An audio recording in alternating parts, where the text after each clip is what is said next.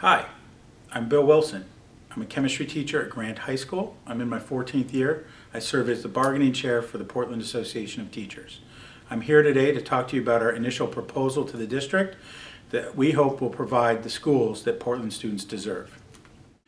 Our introductory statement, the preamble, really sets the tone by talking about what we as professional educators believe students ought to possess by the time they graduate from schools in Portland. We believe that students should obtain essential knowledge and skills. Students should engage in critical and creative thinking. They should develop inquiry skills that involve the arts, music, and literature. We think that they should be able to have opportunities to improve their physical and emotional health. We also think that they need to develop discipline and proficiency in the use of technology, and whether that's for a career or college readiness. We also think that they need to be prepared for leadership roles within their community. Right now, we know that there's not an immediate access to resources to achieve these goals, but we also believe that the district needs to prioritize all their funding towards those that provide direct services to students, whether those are special education teachers or food service workers or bus drivers. We also talk about the need to emphasize a curriculum that develops the whole child, that doesn't limit the curriculum to just those aspects that are tested in the standardized testing movement. That is, we need to sort of push back against some of those reforms that are really limiting educational opportunities for some of our city students.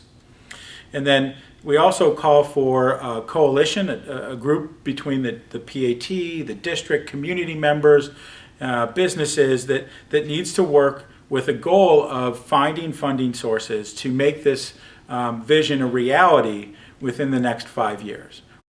And we're calling for evidence-based education models and instructional practices that work, that are based on best practice, not based on what was a cheap curriculum to buy or what was easy to implement.